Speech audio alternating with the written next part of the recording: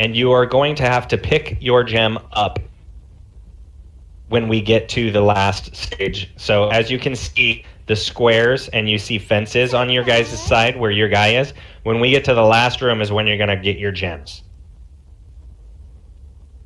There we go. Alright, like I said, the reason we broke into 2 teams is because there's 2 separate hallways to go down. Each set of hallways has its own set of gems. The only way this is going to work is to separate who gets gems by what group. There's 2 emeralds for the diamonds for the tanks, and 1 is in each hallway. We have 2 tanks, so each tank is going to a different hallway, vice versa, and continuing on for all the other gems. When all is said and done, we're going to converge on the room that Opulence is sitting in the dead center that you guys rushed into to start phase 2.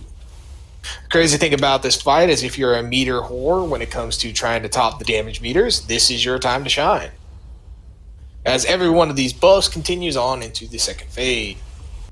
First and foremost, with the amount of mechanics that actually occur in this fight, we are going to get into specifically what these hallways are dealing with. The first monster that you see in front of you is called the Hand of Inshashi, or whatever the hell you want to pronounce it. Well, if you're on Skull, you see that name. You see a different one on the right side. This guy's going to have 3 main abilities. Crush. It's going to smash the ground, dealing physical damage to all players, and additionally inflicting a dot, stunning players to the side of the caster. I am literally trying to explain the fight and read all this raid chat, scrolling through as quickly as possible. Stop trying to read. You're supposed to be leading. You came here to lead, not to read. Right, I can read during the video. It's funny how we all jumped at it. Alright, the next ability you need to keep an eye out for, Skull Group, is called Volatile Charge. It's going to apply a volatile charge to players, inflicting damage every 1 second for 8 seconds. When it expires, it'll jump to nearby players, so do not be near. That is only on the left side, people. Yeah, if you're on X, you have a different mob to deal with. Then I'm talking for Skull.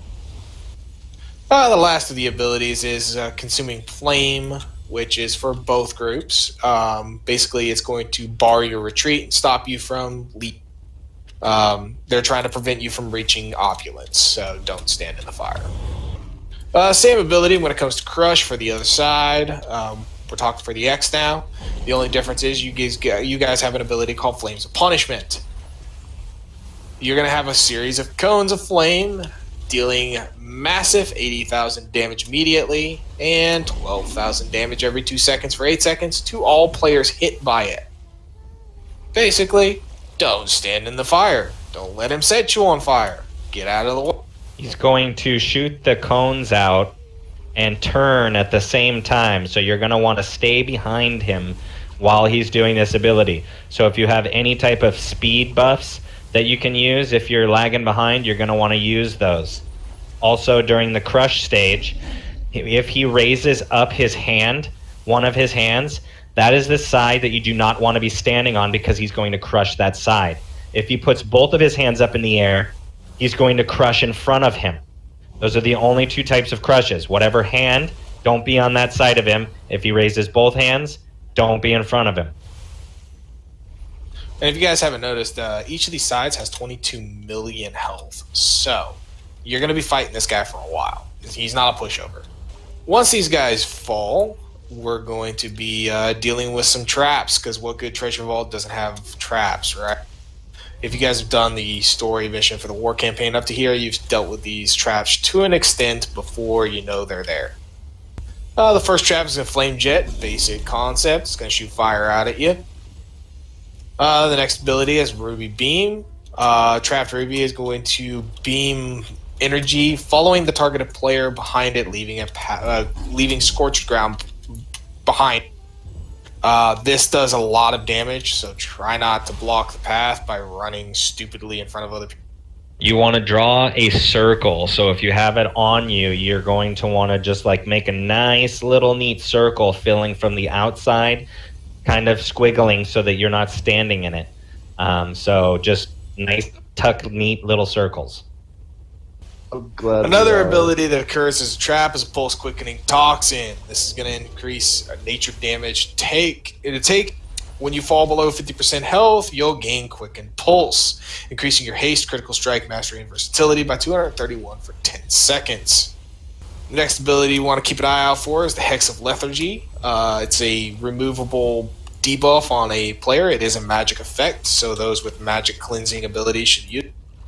The problem with the Hex of Lethargy is if you have it, please stop moving. Just stand still. Because you're going to take damage the more you move. It needs to be dispelled. Yeah, it needs to be dispelled in the story. But if you get it, please don't walk around. And honestly, for ease of sake, I'm going to let you guys see stage 1 first before we get into Opulence and his bullshit. So, What are we talking about? Yeah, exactly. I'm dealing with ADD here. It is definitely a lot. Now, one of the important things that you need to know is every 10% of health that this guy goes down, we need to move into the next room. The previous room is going to catch on fire and destroy or kill anybody inside of that room. So every 10%, we'll be moving rooms. Those rooms are going to have different traps. Do you guys share health? Do not believe they share health. No, I think they're individual. They do not share health. And that's one reason why this is going to be a little crazy, because we have 11 DPS, and it's 5 and 6, so enjoy that.